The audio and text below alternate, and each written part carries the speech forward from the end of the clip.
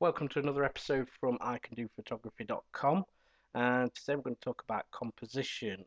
Now there's a little tutorial on the website about the rule of thirds and things like that, so I'm not going to go into too much detail about the actual the rule of thirds. I'm going to actually talk about the composition itself and how to get a better composition. Um, First of all, before we go into looking at any photos or anything like that, the best thing you can do as a photographer to improve your composition and how how you see the photos, how you take the photos, is to slow down. Plain and simple, slow down. People are. It's a fast world now. So everybody wants to get things done at a million miles an hour, and you know, photography is one of those things where you better off just taking a step back, slowing down and thinking about what you're actually doing. And your photography, just doing that one thing, your photography will improve considerably. Um, the photo that I've got in front of me at the moment is just a really simple snapshot of a tree. It's in a field. Nothing desperately exciting about the photo. Anybody could have took this photo, and in most cases, this is how most people would have took the photo. There's nothing particularly wrong with it. It's it's got it's got a tree on the rule, on the third line. It shows the tree, but there's nothing desperately exciting about it. There's no foreground interest. It's all sort of really boring down here. Um, there's nothing going off in the photo. You don't get a feel. It's just a picture of a tree in a field. It's not that exciting. You know, anybody could have took this photo. Literally anybody. Um, my positioning was poor. I was stood right up in front of a wall, taking it. Um, there's a million and one things I could have done to make this actually better. But the one thing I did do to make this photo better, and I will show you that in a second, is I took a look at the surroundings and I thought about what I was actually going to do. I took a step back, I looked and I had a walk round the actual tree, I slowed down and took looked at the tree from a few different angles, and that's what you should do as a photographer. When you take a subject, you've got to think, am I in the right position? Sometimes there's not much you can do about the position because you're stuck. Say you're at a carnival and you're on the side of the road. There's not much you can do about the position bar jumping in front of the carnival itself and getting yourself a better position that way. But if you can do something about the position, then do something. Is there anything I can include into the photo that's going to make this better? Is there anything I can leave out of the photo that's going to make this better? Is there anything that I can, by changing my position, by standing up, by sitting down, by lying down, is that going to make this composition stronger and better? These are all things that you've got to think about, and as you get better and more confident with your camera, you'll instinctively know and that you're in the wrong place, or uh, you need to get lower down or something like that. There's a lot of things that will start coming to you quite instinctively. So what I did with this photo is I jumped over the wall, got a bit further into the field, and there was a nice wall running up to the tree. So again, what I've done is put this tree on the third line here. Excuse me. I've also got this wall running in, so it's got a bit of foreground interest, and that foreground interest happens to be leading you towards the actual tree. The lines are better here. Draw that better, leading you down out of the photo into the photo, from the outside to the inside. Overall it's a better composition. Would moving this tree to here been a better idea? Probably. Or maybe down a bit further down. Um, but that's sort of tit for tat. It's an infinitely better uh, photo than the previous one, and it's of the same tree. It's just a different angle and a different way of taking it. Um, The other thing about this photo is obviously there's a lot more foreground interest going off, and my angle has changed. Excuse me. I've got down closer to the wall. I got down as close as I could because there was quite a few stinging nettles and I was already getting stung quite badly, so I didn't want to actually get down any further. But my angles changed. I wasn't just stood straight up, I was leaning across. I've actually got closer to the tree because I was using my Fuji X100, which has got a fixed focal length of 23 mm.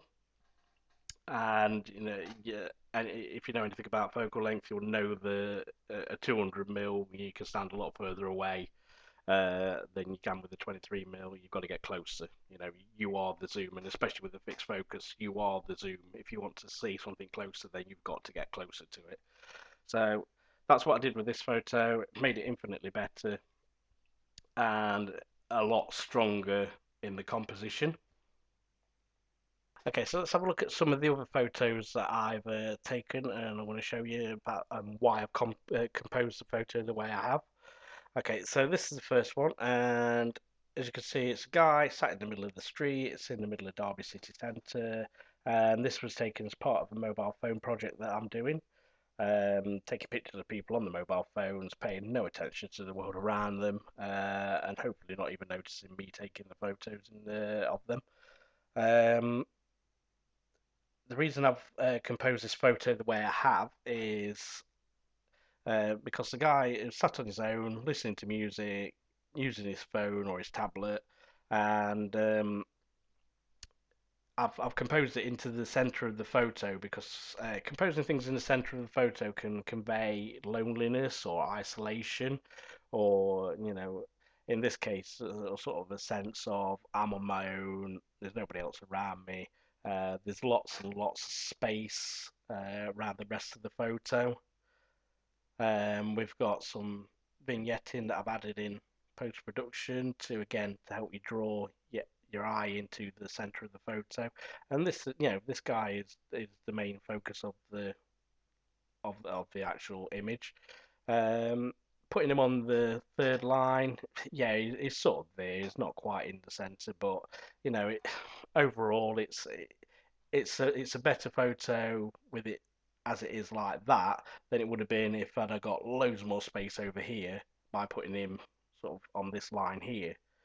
Um, it's more, it's equalised. It looks right. It's lines are leading to where I need them to lead to. So you've got the lines of the bench here leading across. It's just a stronger composition, and that's the thing about using the things like the rule of thirds and things like that. They're not hard and fast. You haven't got to put people on the third line every single time. You haven't got to put an object there. It's up to you. You're the photographer. You've got to ask yourself, is that going to look good there, or is it going to look better in another position, when you're actually composing your images. So, look through your viewfinder, use your LCD, and decide, is that right? Is that the right composition for this image? And if it isn't, then change it. Change the position, change how you're stood, move around, look around, um, and think about what you're actually doing. This was a pretty easy one for me to compose because I knew I wanted him in the center of the image. I knew I wanted to sort of focus on his head and what he was doing on his phone. That was the whole purpose of the photo. So it was pretty simple for me to decide, get low down, take the photo. Quite quick and simple. I was in and out within less than a second. The guy didn't even flinch. He didn't even notice anybody else. He wasn't noticing anybody walking around him. I've been watching him for a few seconds as I was walking up myself. So that's why this sort of photo has been composed like that, because I wanted to convey a sense of loneliness, and this guy was on his own using his phone. Okay, so I'm gonna look at a railway carriage that I've taken. This is up in a place called Middleton Tops in Derbyshire. Um, Again, I've got quite low down here. I'm not sort of sat on the floor, but I am lower than I would be if I was stood up. The main reason for that is I wanted the tracks here to lead your eye into the actual carriage itself.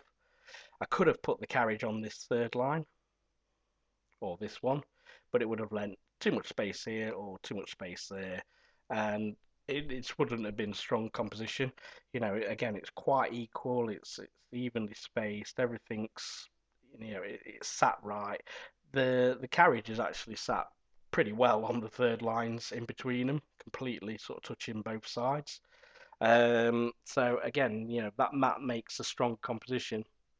The reason I got low down on this one is because, again, I wanted the track to be quite prominent in the image, and standing up, I wouldn't have seen as much of the track as you do at the moment. So again, it wouldn't have made a strong composition. Okay, and then we've got this one of Derby Cathedral. Okay, so again, there's lots of leading lines here. We've got lines leading here. We've got this quite nice curved set of buildings here, all leading you down to here. We have got this uh, telephone pole, lamp post even on the third line here. But we've also got the road leading up to the centre of the image and where the cathedral is. The cathedral is essentially the sort of main focus of it, but I wanted something in the foreground again. Otherwise, it would have looked quite uninteresting taking it from here. Wouldn't have been the worst composition. I could have took us a few steps forward. Maybe use this pole here as a bit of foreground interest. Possibly that there's a case that this pole is a bit distracting. But overall, I like the composition. I think it's quite strong, and there's plenty leading you to where you need to be looking, or I would like you to be looking. Um, Again, I was pretty low down with this one because the cathedral's quite an imposing building, and I wanted to be lower down to sort of give it more prominence and sort of make it look, take it from a sort of lower down angle. Um, and again, it helped with the lines leading in because it helps with the road here, or the paved road leading up towards the actual cathedral itself. And it's like I say, we've got a nice little bit of curvature on these buildings here that are leading in. So again, sort of quite a strong composition. There's not much distraction going off around in the actual photo. There's a couple of little old ladies walking down up here, sort of people walking around. But again, that adds interest to the photo. Don't try and always get a street photo with nobody in it, because people add interest, and you know if you're lacking in foreground interest, sometimes people can be that foreground interest. Look for people walking in threes, because again, the rule of thirds is, threes are good. It works. So if you see people walking down the road in a set of three, try and snap a photo of that and use that as your foreground interest if you've got nothing, nothing else around you. There's many ways of creating foreground interest if you haven't got none. Um, I have got, you can sort of look at this image and think, right, okay, well, what would happen if I'd have took the photo from over here or a bit closer up here and things like that, and that's what you should do as a photographer. You should think, all right, what would happen if I stood here and took this photo? What's going to look different? Obviously, you'd have this sort of mini monolith type thing, um, sort of more prominent in the foreground. What if I stood here? You'd have this here, and that would be a little bit bigger, and your lines here would change. Would it be as strong as a composition? Would these lines here actually make what would these lines look like if you was actually stood a little bit further up? Would they be as strong? Would this be as curved and things like that? That's all stuff that you can do when when you look at a scene and you think, right, okay, how am I going to make this scene look better? How can I make this more interesting? How can I focus people on what I want them to focus on? And if you're doing landscape photography, if if you're lacking in things to take to make it your foreground interest, get low. use the actual use flowers, use bits of wood or whatever. There's plenty of stuff that's out there. If you take the photo from a lower angle, lie down on the grass.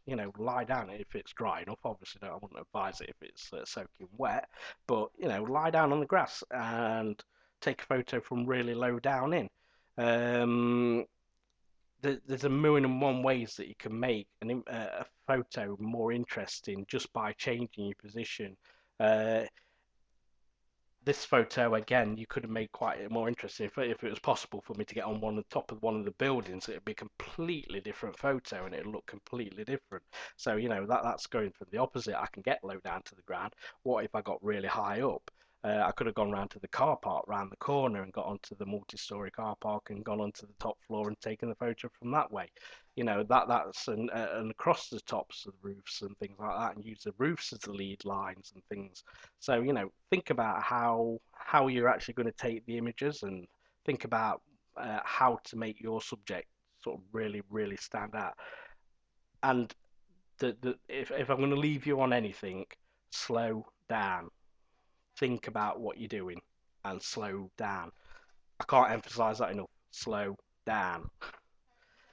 It's not a race unless you happen to be in a photography race, but it's not a race. And you know, if you find that you're struggling to slow down, take a tripod out with you. Put a camera on a tripod, and it will instantly slow you down because you've got to move the tripod. You've got to position it. You've got to make it higher or lower. You've got to move things around. It's a really good way of like making yourself slow down. When you've got the camera in your hand, it's really easy just to point, shoot, click. And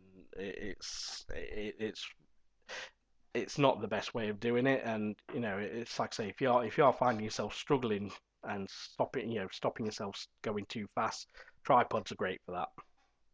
So I'll leave you on that. Um, Hope you've enjoyed, and if you do, please subscribe. There'll be more videos coming along, and give me a like. Pass it around, tell your friends, tell your auntie's dog, anybody. Okay, thank you very much.